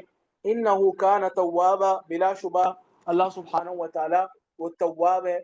تواب کے 2 معنی ہیں، توبہ کی توفیق دینے والا اور توبہ کو قبول کرنے والا۔ اس لیے اہل علم کہتے ہیں کہ بندے کی توبہ اللہ کی طرف سے 2 دفعہ توبہ کے درمیان ہے، یعنی بندے کی ایک توبہ اللہ کی 2 توبہ کے درمیان ہے۔ ایک اللہ تعالیٰ کی پہلی توبہ ہے توبہ کی توفیق دینا کے معنی میں، اللہ تعالیٰ بندے کو توفیق دیتا ہے، پھر بندہ توبہ کرتا ہے، پھر اللہ سبحانہ و تعالیٰ کی آخر میں توبہ ہے، یعنی اس توبہ کو، بندے کی توبہ کو قبول کرتا ہے۔ انہ کان توابا۔ اس کے بعد سورۃ اللہب ہے، مکی سورت ہے۔ اللہ سبحانہ و تعالیٰ نے ارشاد فرمایا، اچھا اب یہ نصرت کا ایک نمونہ ہے، نصرت کی ایک نمونہ ہے کہ دیکھو ابو لہب کو اور اس کی بیوی ام جمیل کو اللہ تعالیٰ نے کیسا عبرت کا نشان بنایا۔ حالانکہ ام جمیل خوبصورت عورت تھی، اور ابو لہب کو ابو لہب اس لیے کہا جاتا تھا، یہاں پہ ابو ملازم کے معنی میں، یعنی ملازمۃ للہب، اس کا چہرہ چمکتا تھا، بھڑکتا تھا، اور اس کے چہرے کے اوپر جس طرح سرخی ہوتی ہے اس طرح سرخی تھی، خوبصورت چہرہ۔ تو اللہ تعالیٰ کی طرف سے ہلاکت کی وعید ہے کہ تبت یدا، ٹوٹ جائیں دونوں ہاتھ، ابی لہب، ابو لہب کے، وتب، اور وہ ہلاک ہو گیا، جب نبی مکرم صلی اللہ علیہ وسلم کو یہ کہا گیا کہ وَأَنذِرْ عَشِيرَتَكَ الْأَقْرَبِينَ، آپ اپنے قریبی رشتہ داروں کو ڈرائیں، تو آپ نے صفا پہاڑی پر چڑھ کر اپنے قریبی رشتہ داروں کو بلایا اور سب کو کہا، توحید کی دعوت دی اور اسلام کی دعوت پیش کی۔ تو ابو جہل نے اپنے دونوں ہاتھ کھڑے کر کہا تبا لک یا محمد، اے محمد تیری تباہی ہو، تیری بربادی ہو، الہذا جمعتنا، کیا اس فضول بات کے لیے تو نے ہمیں جمع کیا ہے، ہمارا وقت ضائع کیا ہے، اس کے لیے تو میں بلاتا ہے۔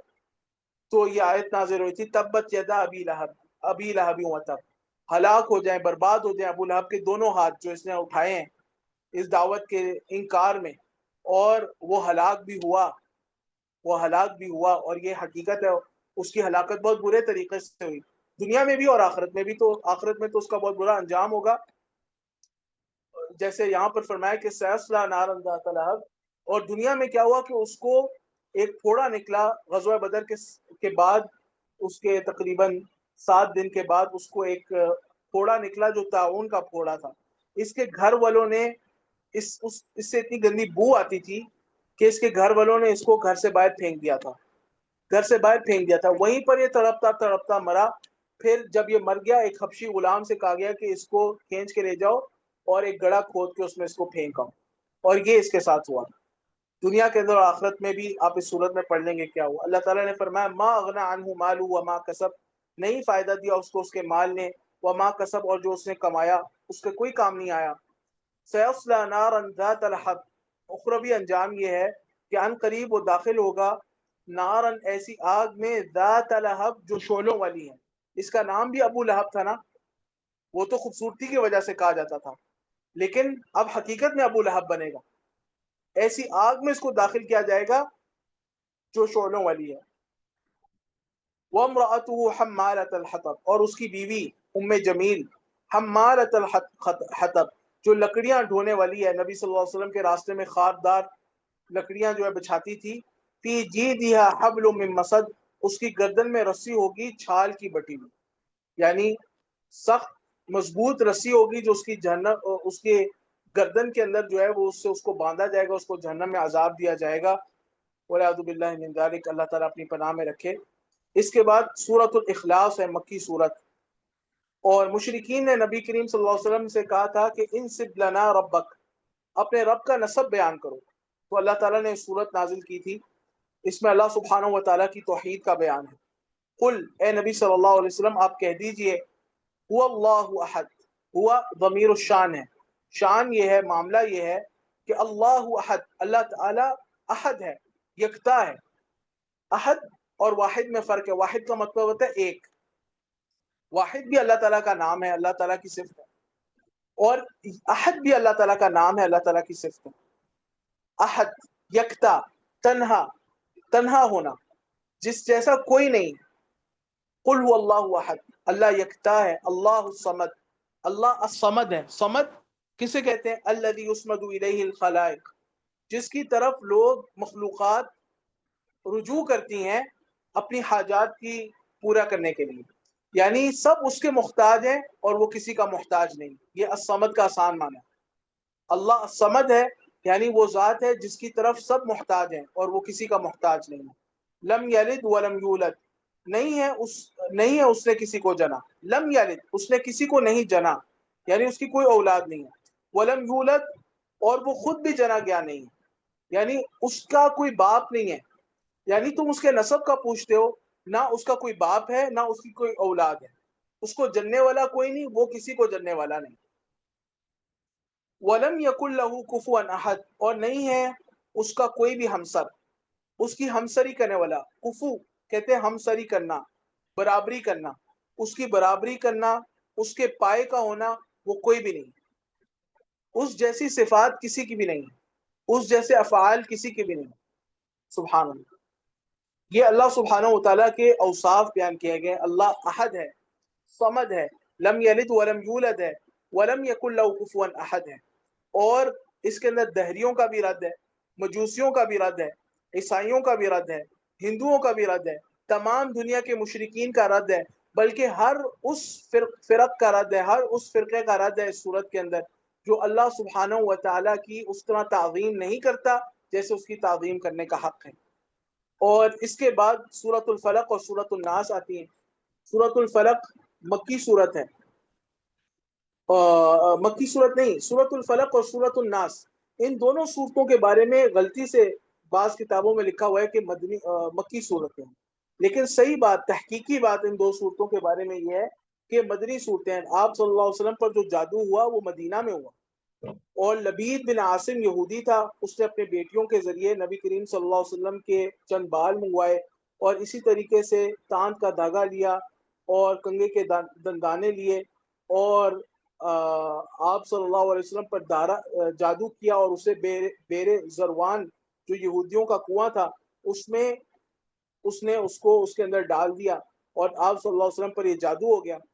اور بعض لوگ جادو کا انکار کرتے ہیں کہ اللہ کے نبی پہ نہیں ہوا، بلکہ اس کے بارے میں صحیح احادیث ہیں. آپ صلی اللہ علیہ وسلم پر جادو ہوا تھا، اور جیسے آپ صلی اللہ علیہ وسلم کو بخار ہوتا تھا، طبیعی عوارض آپ کو آتے تھے، آپ کو بخار ہوتا تھا، آپ صلی اللہ علیہ وسلم کو تکلیف ہوتی تھی، آپ کا خون بہتا تھا، اور اسی طریقے سے آپ کو بھوک محسوس ہوتی تھی، وغیرہ وغیرہ. تو یہ سارے عوارض بھی آپ کے ساتھ تھے، آپ ایک بشر بھی تھے اللہ کے پیغمبر ہونے کے ساتھ ساتھ. تو آپ پہ زہر کا اثر بھی ہوا، اور آپ نے کہا کہ مجھے آپ کی جو موت کا سبب بیان کیا جاتا ہے وہ یہی کہ یہودیوں نے آپ کو زہر دیا تھا، یہ ایک ظاہری سبب تھا آپ کی موت کا، صلی اللہ علیہ وسلم. تو آپ صلی اللہ علیہ وسلم، تو پھر اللہ تعالیٰ نے آپ کو خبر دی کہ آپ پر جادو ہوا ہے، اور وہ خبر اس طرح دی کہ فرشتے آئے دو خواب میں، نبی صلی اللہ علیہ وسلم کے ایک پیچھے بیٹھ گیا، کھڑا ہوا اور ایک آپ کے سامنے کھڑا ہوا، اور انہوں نے یعنی ایک پیروں کی جانب اور ایک سر کی جانب، اور انہوں نے آپس میں بات کی کہ اس صاحب ہمارے صاحب کو کیا ہوا، اور اس ایک نے جواب دیا کہ اس پر جادو ہوا۔ جادو کس نے کیا، نام بتایا گیا، کہاں پر ہے یہ بھی بتایا گیا۔ پھر نبی صلی اللہ علیہ وسلم وہاں گئے، آپ نے وہ جادو کی جو جس چیز پر جادو ہوا تھا اسے کنویں سے نکلوایا یا نکالا، اور پھر آپ نے اس پہ 11 گریں لگی ہوئی تھیں، اور یہ 11 آیات ہیں، سورہ فلق اور سورہ ناس کی آیات ملا کر 11 بنتی ہیں، 5 جمع 6، 11 آیات آپ پڑھتے گئے، اور آپ نے وہ گریں کھولی، اور آپ صلی اللہ علیہ وسلم شفا یاب ہو گئے، اور جادو کا اثر ختم ہو گیا۔ جادو کا اثر آپ پہ زیادہ نہیں تھا، آپ پہ خفیف سا جادو کا اثر تھا، اور یہ جادو کا اثر آپ کے دنیاوی معمولات میں تھا، جو آپ کے دینی معمولات ہیں وہ اس سے متاثر نہیں ہوئے تھے، خصوصاً وہی پر اس کا کوئی اثر نہیں تھا۔ اللہ سبحانہ و تعالیٰ نے فرمایا قل اعوذ برب الفلق، کہہ دیجئے اعوذ میں پناہ میں آتا ہوں برب الفلق، صبح کے رب کی۔ صبح کا تذکرہ اس لیے کیا گیا رات کے مقابلے میں کیونکہ رات میں عموماً شر پھیل جاتا ہے، اور زیادہ شرارتیں ایسی جادو کی رات میں ہوتی ہیں، اور آپ پر بھی جو جادو کیا گیا تھا وہ رات کے وقت میں کیا گیا تھا۔ قل اعوذ برب الفلق، کہہ دیجئے میں پناہ میں آتا ہوں صبح کے رب کی، من شر ما خلق، ہر اس چیز کے شر سے جس سے اس سے پیدا کیا ہے، اس میں تمام مخلوقات کا شر آ گیا۔ ومن شر غاسق اذا وقب، اور رات کے شر سے جب وہ چھا جائے۔ عموماً شر رات میں زیادہ پھیلتا ہے جیسے میں نے ذکر کیا، اور آپ صلی اللہ علیہ وسلم پر بھی جو جادو ہوا تھا وہ رات میں کیا گیا تھا۔ ومن شر النفاثات فی العقد، اور گروہوں میں پھونکنے والیوں کے شر سے۔ النفاثات یا تو آپ عورتوں کی صفت بنائیں، النفاثات جو کہ ظاہر ہے، گروہ میں پھونکنے والیاں، یا پھر اس کو اب نفوس کی صفت بنائیں، یعنی ومن شر النفوس النفاثات، ایسے نفسوں کے شر سے جو گروہ میں پھونکنے والے ہیں، تو پھر اس میں مرد اور دونوں آ جائیں گے۔ تو لبید بن عاصم نے بھی اپنے بیٹیوں کے ذریعے جادو کیا تھا، تو یہ بھی اس وجہ سے یہاں پر نفاثات کا تذکرہ، ومن شر النفاثات فی العقد۔ اور تیسرا ومن شر حاسد اذا حسد، جو لبید بن عاصم یہودی نے جادو کیا تھا اس کی جو بنا تھی وہ حسد پر تھی، اس لیے فرمایا ومن شر حاسد، اور حاسد کے شر سے اذا حسد، جب وہ حسد کرے۔ ویسے ہر ساحر، ہر جو جادو کرنے والا ہوتا ہے وہ حاسد ہی ہوتا ہے، جادو کی بنا اکثر وہ حسد پر ہے، اور نظر کی بنا بھی اکثر حسد پر ہے، تو اس میں عین سے بھی حفاظت ہے، نظر سے بھی حفاظت ہے اس صورت۔ اس کے بعد سورۃ الناس ہے۔ تو جادو یہ ایک دنیاوی مصیبت ہے، جو وساوس ہے نا شیطانی، وہ دینی مصیبتیں۔ جادو سے آپ کے دین کو نقصان نہیں ہوتا، آپ کی دنیا کو نقصان ہوتا، اور عین سے بھی آپ کے دین کو نقصان نہیں ہوتا، دنیا کو نقصان ہوتا ہے۔ تو جو دنیاوی ضرر والی چیزیں ان سے پناہ اس سورۃ الفلق میں ہے، لیکن جو دینی ضرر والی چیزیں ہیں خصوصاً جس میں وسوسہ ہے، اس سے پناہ وہ سورۃ الناس میں ہے۔ اللہ تعالیٰ فرماتے ہیں قل اعوذ برب الناس، کہہ دیجئے میں پناہ میں آتا ہوں لوگوں کے رب کی، ملک الناس لوگوں کے مالک کی، الہ الناس لوگوں کے معبود کی۔ دیکھیں جب جادو سے پناہ مانگنا ہے، اور حسد سے پناہ مانگنی ہے، اور دنیاوی ضرر والی چیزوں سے پناہ مانگنی ہے، تو اللہ تعالیٰ کی صرف ایک صفت کا تذکرہ کیا گیا، برب الفلق۔ لیکن جب شیطان کے شر سے پناہ مانگنی ہے، اس کے وسوسے سے پناہ مانگنی ہے، تو اللہ تعالیٰ کی 3 اوصاف کا تذکرہ کیا گیا ہے، رب الناس، ملک الناس، الہ الناس۔ اس سے پتہ چلتا ہے کہ جو شیطان کا وسوسہ ہے وہ زیادہ خطرناک ہے، سحر سے بھی اور حسد سے بھی۔ اللہ تعالیٰ نے فرمایا قل اعوذ برب الناس، کہہ دیجئے میں پناہ میں آتا ہوں رب الناس لوگوں کے رب کی، ملک الناس لوگوں کے مالک کی، الہ الناس لوگوں کے معبود کی، من شر الوسواس الخناس، وسواس الخناس کے شر سے۔ شیطان کا نام ایک ہے الوسواس، وسوسے ڈالنے والا، الخناس، خناس کا معنی کیا ہے کہ جب پیچھے ہٹنے والا۔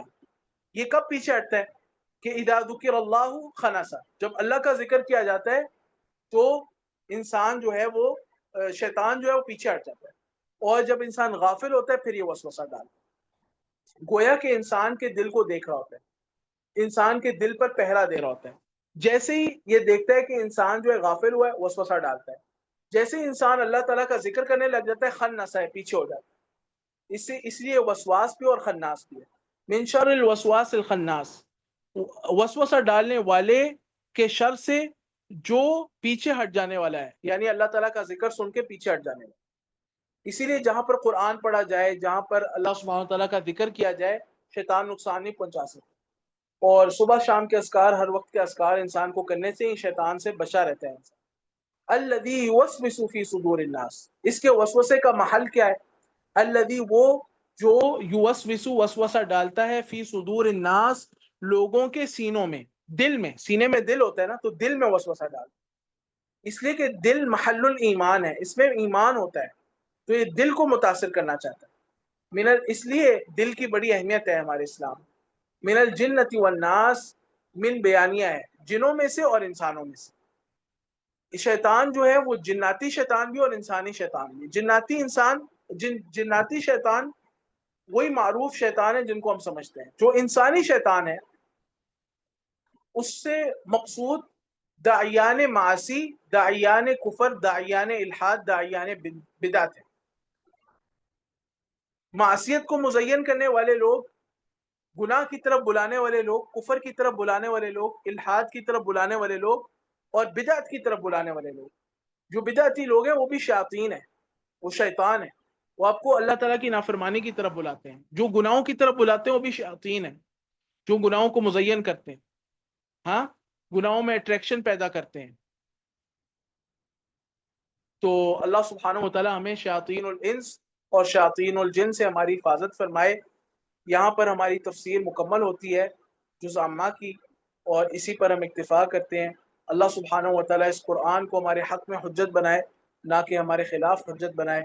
اللہم آت نفوسنا تقواها وزکها انک انت خیر من زکاها انت ولیها ومولاها. اللہم آتنا فی الدنیا حسنہ وفی الآخرة حسنہ وقنا عذاب النار. اللہم اقسم لنا من خشیتك ما تحول به بیننا وبین معاصیک، ومن طاعتك ما تبلغنا به جنتك، ومن اليقين ما تهون به علينا مصائب الدنيا. اللهم متعنا بأسماعنا وبصارنا وقواتنا أبدا ما أحييتنا. اللهم اجعل ثأرنا على من ظلمنا وانصرنا على من عادانا. اللهم لا تسلط علينا من لا يخافك فينا ولا يرحمنا. اللهم رب ارحمهما كما ربياني صغيرا. اللهم رب ارحمهما كما ربياني صغيرا. رب ارحمهما كما ربياني صغيرا. اللهم آت نفسي تقواها. اللهم آت نفوسنا تقواها وزكها إنك أنت خير من زكاها أنت وليها مولاها. اللهم اجعلنا مباركا أينما كنا. اللهم اجعلنا مباركا أينما كنا. اللهم علمنا ما ينفعنا وزدنا علما. اللهم علمنا ما ينفعنا وزدنا علما. اللهم علمنا ما ينفعنا وزدنا علما. اللهم اجعل القرآن ربيع قلوبنا ونور صدورنا وجلاء أحزاننا وغمومنا وهمومنا. اللهم اجعل القرآن ربيع قلوبنا ونور صدورنا وجلاء أحزاننا وغمومنا وهمومنا. اللهم ادخلنا الجنة وأعذنا من عذاب النار. اللهم إنا نسألك الجنة ونعوذ بك من عذاب النار. اللهم إنا نسألك الجنة ونعوذ بك من عذاب النار. وآخر دعوانا عن الحمد لله رب العالمين.